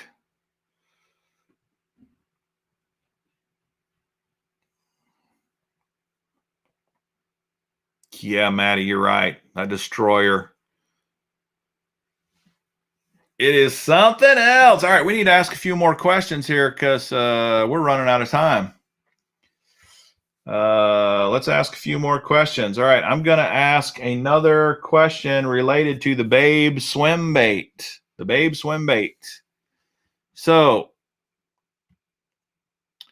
the Babe swim bait has a history, and it has a history related to another swim bait by Bass Pro Shops that was made famous by 3 different pro anglers. Name at least 2 of the pro anglers that the Bass Pro Shop swim bait's famous for.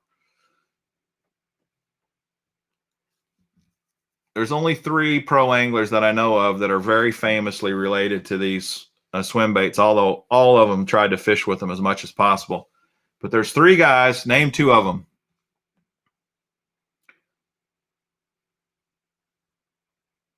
Tim Maynard, dude, you got it. You are the winner.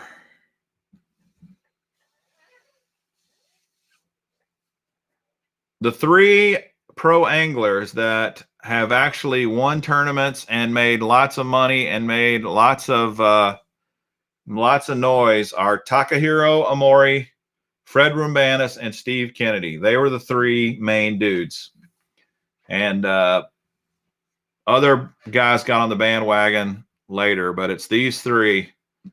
And that swim bait is amazing, and other people have tried to recreate it. Fred's tried to recreate it through Optimum Baits, and a lot of guys say he has, that it's a really good bait. The Babe is the same way, trying to recreate that same Bass Pro swim bait, and there's several other companies out there that have tried it as well. Dude, Tim, you got some of the originals. You can make a killing on eBay with those things, dude. I've never even seen one in person. I would love to fish with one, but good for you, man. And you're the winner. Tim is the winner. He gets to spin. This is the first time Tim's won for us, so hopefully he doesn't land on a red X. Very first time. I'm going to put your name, though, on the ticket and put it in the drum for the drawing. So even if you land on the red X, you're still in.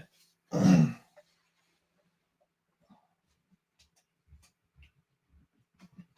put it in there and let's spin. Spin for Tim.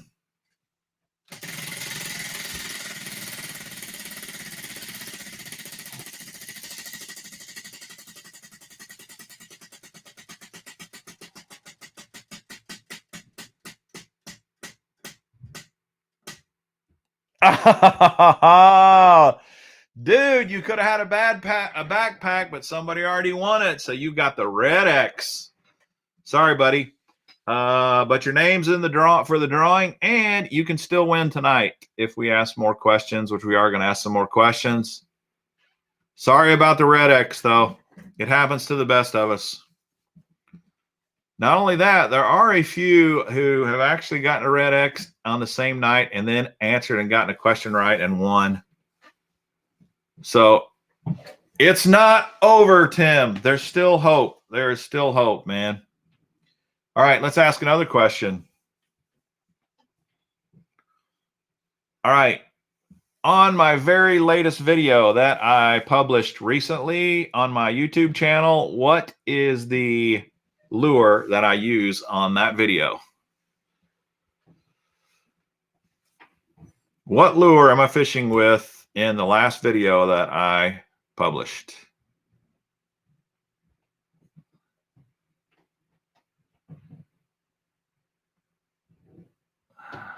Okay. Henry, I will give that to you. There was two answers that could have been right. One is a shaky worm, a trick worm. The other is a shaky head. It's basically a video about shaky head fishing, and for the most part, I was fishing with shaky worms, and it was mostly Zoom trick worms. So we will count that as a correct answer. Henry, congratulations.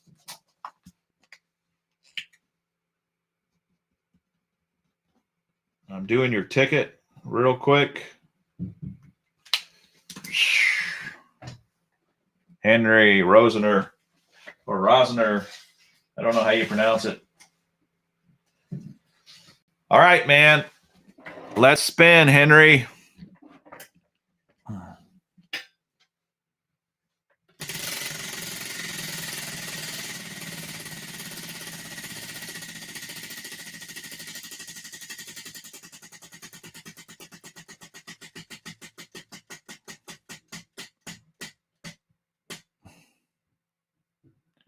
One. Okay, man. What's your choice tonight, Henry?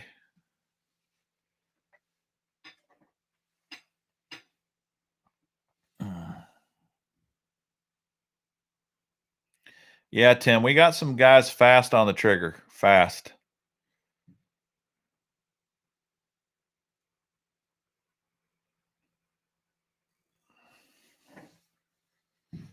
Speaking of Instagram to Little B, I'm going to ask a question about Instagram tonight before we wrap up. And we're wrapping up in 10 minutes, so it's going to come quick. Henry wants a miscellaneous bucket as well.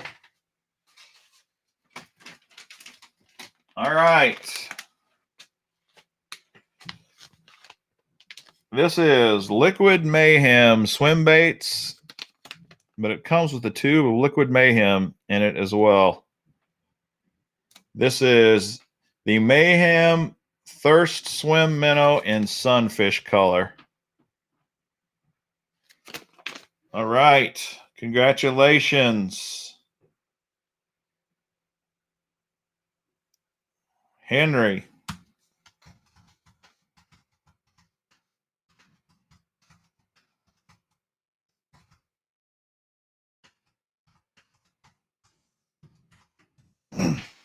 All right, let's do a couple more here before we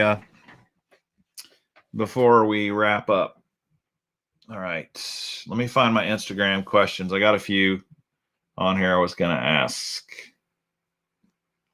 All right, this should be a good one. Sorry if I coughed into the microphone there for you headphone wearers. I'm going to ask 2 Instagram questions here, and then we'll probably wrap it up tonight. All right, today on the Mr. Bass Instagram account, I posted a wigglewort on the Instagram. Which one was it today? Which wigglewort did I post on IG today?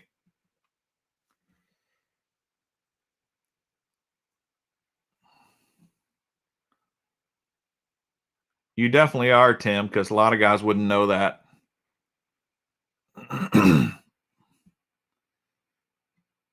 All right, Jan got it. V41, rainbow trout. Either one you could have answered. V41 or rainbow trout is the correct answer. The white one I did a few days ago, Maddie. 2 days ago, I think. In fact, I'm doing one a day for a while. So, Jan, dude, are you ever going to stop winning? This is a dude here that he's also very quick. Henry, I thought it was 002.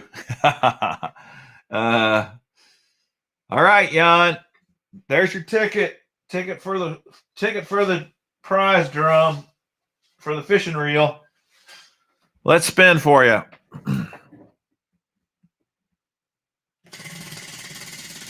All right.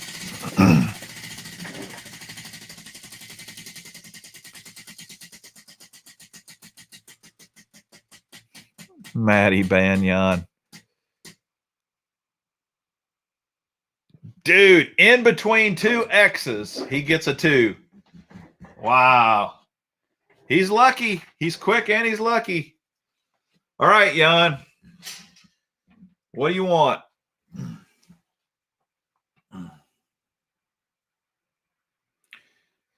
Yeah, thanks, Kyle. Thanks for joining. Really appreciate it. Appreciate subscribing to the channel, passing out that, sharing the channel. I really appreciate the love. Jan wants a miscellaneous and a hard bait. All right, hard baits and miscellaneous. Okay, on the hard bait, we've got a square bill from Arc Fishing, the CT3-5.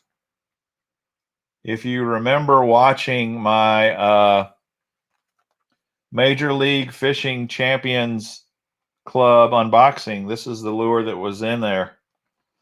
So crankbait and Terminator walking frog.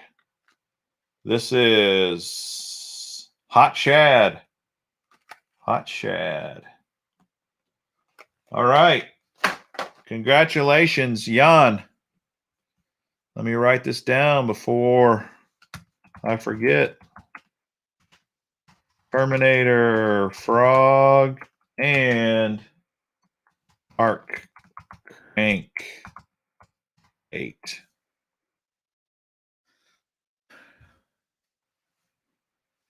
Yeah, I got a lot of glide baits back there, Tim, for sure. I love those glide baits.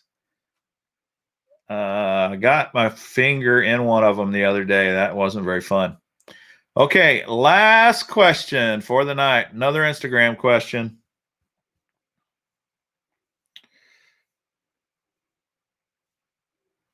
I got to find it. I got to scroll back down here.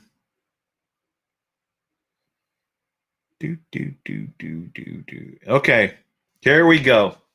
On Instagram, I posted. It was in the last few days. I posted on Instagram a picture of an old school Head and Zero spook. What was the color? It was an old school, kind of looked beat up. It caught a lot of fish in its day. It was an old school Zara spook. What color was it?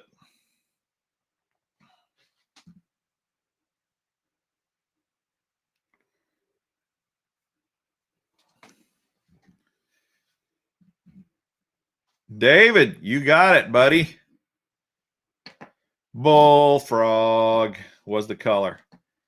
I posted a couple of other spooks on there, but they weren't old. The old school one was that bullfrog one, and it's pretty sweet looking. You got to go check it out, man.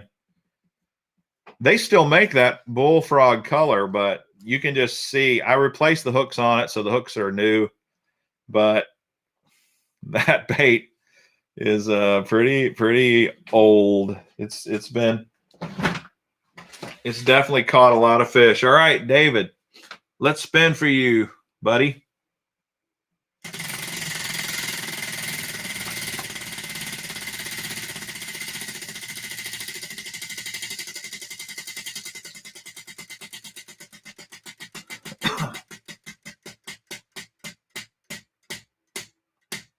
What? 2 strikes. I don't think we've had 2 strikes on the same show ever. Or if we have, maybe only one time. Yeah, Maddie, I might give a glide bait away at some point. Dang. Sorry, David. But you do get your name in the drawing again, and I know you've already won at least once before, so you got a couple, but here it is. I'm going to put it in the deal. So it's not all bad. All right, let's see. We got time for one more question.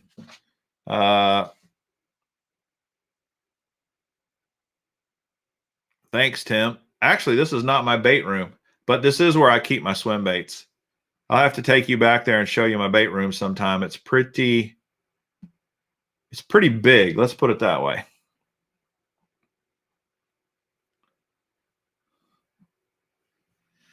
Oh yeah, I'll post quite a few more older pictures of the no beard Mr. Bass there, Jan. I know that's super popular. Super popular.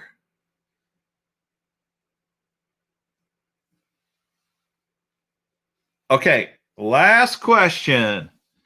I said the last question last time, but this is the last question. All right. Here is the last question. On one of my past videos, I did a YouTube short video of me and Andy riding on the boat, his first boat ride. What happened that was significant on that first boat ride with Andy?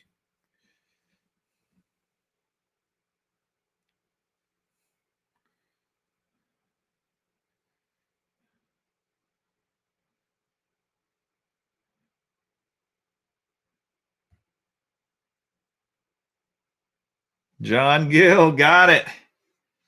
Oh, he didn't fall in, Matthew. He jumped in. That crazy little dog. As soon as the boat stopped, I put him on the front deck and he immediately just went straight in. I could not believe it. I didn't think he had the guts to do that. I'm telling you. I was blown away when he jumped in that lake.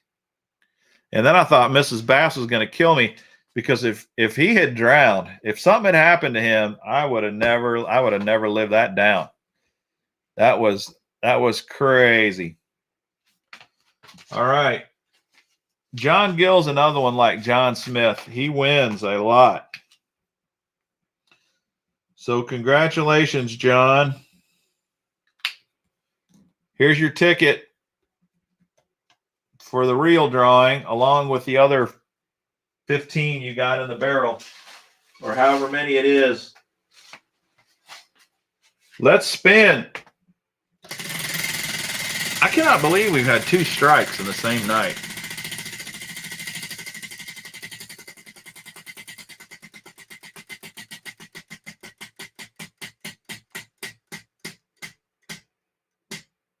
Oh, holy cow. He got a 3. He got a jackpot, a Mr. Bass jackpot. He gets 3 prizes.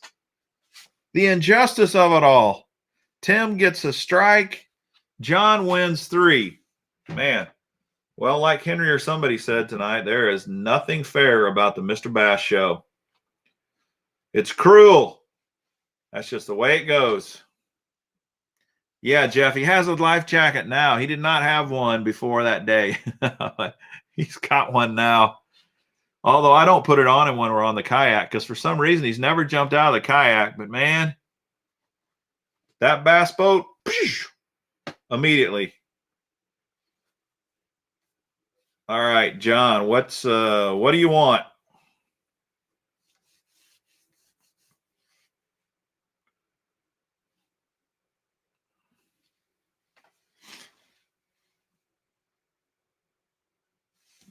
Yeah, it's all about luck, Mark.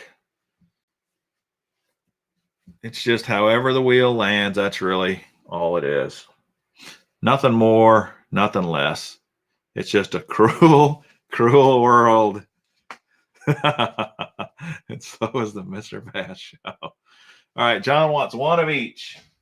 All right, we got 1, 2, 3. Okay, we got a Super K Jigs jerkbait.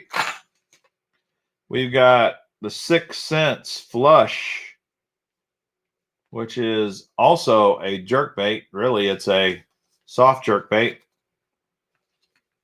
And a live target commotion shad.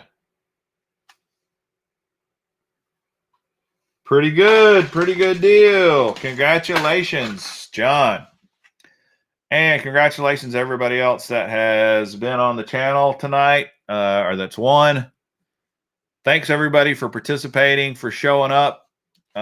Thanks for joining the Mr. Bass community. Thanks for your likes, your shares, your subscriptions. Please hit the notification bell to find out when we post our next video. And remember, this Wednesday is show number 2 with Get Your Fish On. So be sure to tune in 8 o'clock Central, 9 o'clock Eastern time. Thanks for hopping on tonight, ladies and gentlemen. Hope you have a great weekend. And we will see you Wednesday night. We're ending in 3, 2, 1. Goodbye.